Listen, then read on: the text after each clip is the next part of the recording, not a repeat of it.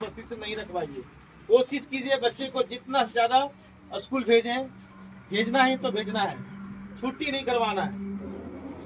दूसरी बात देखा मैंने बहुत सारे बच्चों का, यहाँ से रेगुलर हम लोगों ने प्रेशर दिया कि सारे बच्चे फुल यूनिफॉर्म में पहन के आइए। यूनिफॉर्म वो पहन के आने के लिए बोला, लेकिन 99% जो है बच्चों ने फॉलो किया। बट कुछ लोगों ने देखा मैंने कि वो फॉलो नहीं कर रहे हैं।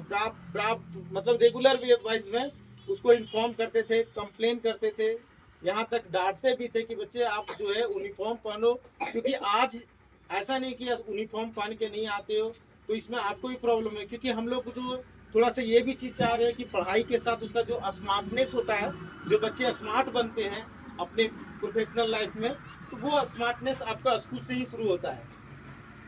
इसलिए आप लोग से एक रिक्वेस्ट होगी कि बच्चे को फुल यूनिफॉर्म में भेजिए, शूज वूज ले दीजिए, थोड़ा देखिए कि ड्रेस बच्चा का गंदा हुआ है या नहीं हुआ है। बहुत सारे बच्चे जो है गंदे गंदे ड्रेस पहन के आ जाते हैं, तो थोड़ा साफ सफाई पे विशेष रूप आप लोग का ध्यान देना है। क्योंकि गार्जियन जो है, हम तो आपका स्कूल का टीचर है, लेकिन घर का टीचर आप माँ हैं, आप उनके पिताजी हैं, उनके अभिभावक हैं, वो आप घर के टीचर हैं। आप हमको जिस तरह भेजिएगा वो उस तरह हम यहाँ पे गाइड करेंगे। तो आप लोग की प्रायोरिटी होनी चाहिए कि घर में बच्चे जब आप स्कूल भेजते हैं तो देखिए उसका यूनिफॉर्म पूरा साफ सुथरा है या नहीं, शूज़ पहना है या नहीं पहना, नहा धो के आ रहा है कि नहीं आ रहा है, नेल्स उसका क्या है, कटा हुआ है कि नहीं। तो ये सब चीज़ छोटी छोटी बातों को आप लोग को घर में भी ध्यान देना चाहिए। यहाँ तक बेशक हम लोग प्रेशर करते हैं, डांटते हैं, तो लोग बच्चे जो है डर से भी थोड़ा थोड़ा उस चीज़ को ध्यान देते हैं। लेकिन आप लोग से भी रिक्वेस्ट होगी कि थोड़ा सा यूनिफॉर्म पे थोड़ा ध्यान दीजिए और अच्छी यूनिफॉर्म के साथ भेजिए। तीसरा पॉइंट हम लोगों ने देखा, बहुत सारे बच्चे जो हैं होमवर्क करके नहीं आते हैं। तो होमवर्क नहीं करके आते तो थोड़ा सा समस्या हो जाता है। आप लोग अपने अपने बच्चों को घर में जाकर के कम से कम 3 घंटा का टाइम दीजिए। मोबाइल वोबाइल से थोड़ा दूर रखिए। अगर कोई बच्चा मोबाइल देखता है तो उसको बोलिए बाबू तुम मोबाइल देख लो, लेकिन आधा घंटा का टाइम देते हैं, आधा घंटा में जो देखना है देख लो। आधा घंटा जो है फिक्स कर दीजिए, एक टाइम उसको फिक्स कर दीजिए कि कितना देर आपको मोबाइल देखना है। आपके बच्चे ऐसा है, बहुत सारे बच्चे हम लोग देख रहे हैं कि रेगुलर मोबाइल पे ही बिजी रहता है, अपना काम नहीं करता है। तो इनसे क्या है, थोड़ा दूर रखिए बच्चे को मोबाइल से। कि मोबाइल से अगर आप दूर नहीं रखते तो बच्चे का सबसे पहला प्रॉब्लम क्या है, आपका आँख खराब हो जाएगा। आपके बच्चे का आँख खराब हो जाएगा, आँख खराब हो जाएगा फिर दिखाई नहीं देगा।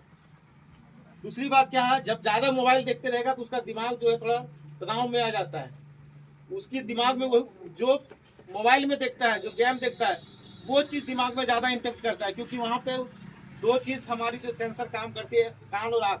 और कोई भी चीज़ हम लोग देखते हैं, अगर हम कोई मूवी देखते हैं, फिल्म देखते हैं, तो उसमें क्या होता है, जो कान और आँख से देखते हैं वो चीज़ हमारा जो है 20 साल तक याद रहता है कि कौन सा मूवी में क्या हुआ था।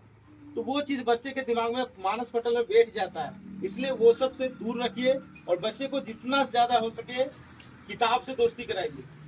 और कम से कम प्रत्येक दिन बच्चे को देखिए कि आपके बच्चे 3 घंटा रेगुलर बेसिस पे पढ़ रहे हैं या नहीं पढ़ रहे हैं। अगर आपके बच्चे 3 घंटे लगातार साल भर पढ़ जाएगा तो फिर मैं बता देता हूँ कि आपके बच्चे को कोई नहीं रोक सकता है। आप जो चाहते हैं कि हम 1500 1000 रुपया या 2000 जाके बाहर में जाके जो पढ़ाई करेंगे, आप यहाँ से भी वो चीज़ कर सकते हैं। लेकिन बरसते क्या है, आप लोगों को अपने बच्चे को कम से कम 3 घंटा एटलीस्ट, ये चीज़ देखिए कि सुबह शाम मिलाकर कभी कभी 3 घंटे तक डेली पढ़ाने का प्रयास कीजिए। आपका बच्चा यहीं पे अच्छा कर जाएगा, कहीं जाने की जरूरत नहीं है। जो हम लोग पढ़ाते हैं वहाँ भी वही चीज़ होता है, बरसते काम ये डिफरेंट होता है। डिफरेंट ये होता है कि हम लोग गांव से बिलोंग करते हैं, तो हम लोग वो चीज़ बच्चे को दबाव नहीं डालते हैं। जो कि शहर के जो बच्चे हैं, शहर के गार्जियन है, वो पढ़े लिखे ज़्यादा है, तो घर में जाकर के बच्चे को पूरी तरह से गाइड करते हैं। इसलिए वो बच्चे हम लोगों के गाँव वाले बच्चों से ज़्यादा डेवलप करते हैं। शहर वाले बच्चे ज़्यादा डेवलप कर जाते हैं क्योंकि उसका रहन सहन एक जैसा है ना। वो हम लोग से बहुत ज़्यादा उसका लिविंग, जो स्टैंडर्ड ऑफ लिविंग है, बहुत ज़्यादा आगे है। और हम लोग गांव का है, वो स्टैंडर्ड ऑफ लिविंग मेंटेन नहीं कर पाते, घर का माहौल क्रिएट नहीं कर पा रहे। आपके बच्चे स्कूल आ रहे पढ़ने के लिए, तब तक 4 गार्जियन का बच्चा जो है घर में खेल रहा है, वो बच्चा क्या है, आपके बच्चे को भी बिगाड़ रहा है। तो ये सब छोटी छोटी बातें को आप लोगों को देखना है। और नेक्स्ट जो समस्या आ रहा है मैनेजमेंट में बार बार मैं सभी अभिभावकों को कॉल भी करता हूँ पेमेंट के पर्पज से। पेमेंट के पर्पज से मैं सभी गार्जियन को बोला हूँ कि पहले 10 तारीख का डेट था कि 10 तारीख तक पेमेंट कीजिए। मैं पिछले साल ही कर दिया था कि 15 तारीख, क्योंकि बहुत सारे लोग जो होते हैं वो बाहर में रहते हैं, तो बाहर में पेमेंट 15 तारीख तक होता है, तो इस वजह से 15 तारीख तक पेमेंट कर दिए थे। इसके बावजूद भी लोग पेमेंट डिनाई कर देते हैं।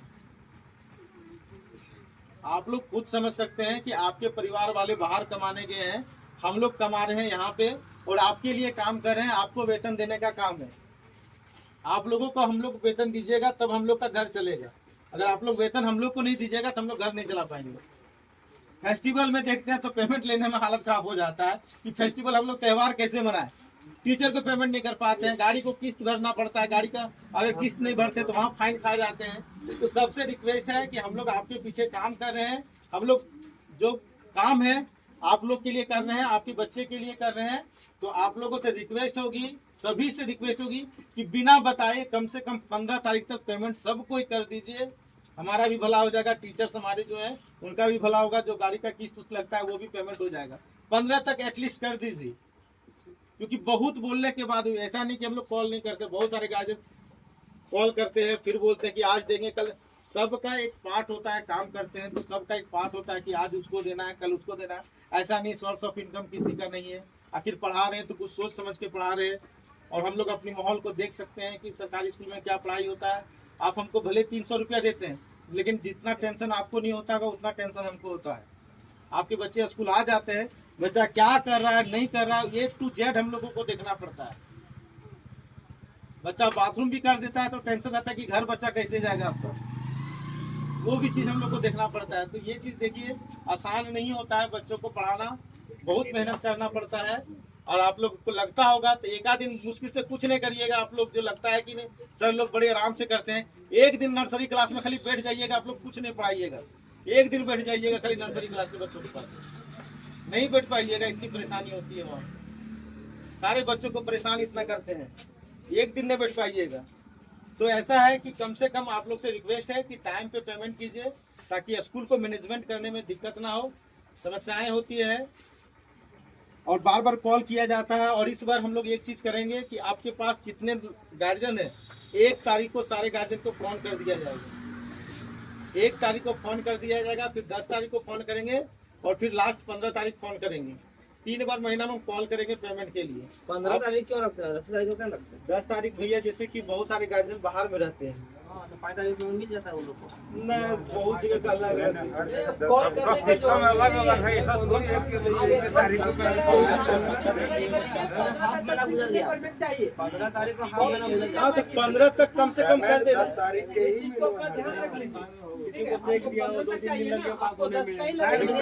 सरकारी में ही पेमेंट बहुत जरूरी है। पेमेंट नहीं होता, मैनेजमेंट नहीं कर पाते हैं। टीचर जो है सैलरी कैसे मिलेगा वो लोग?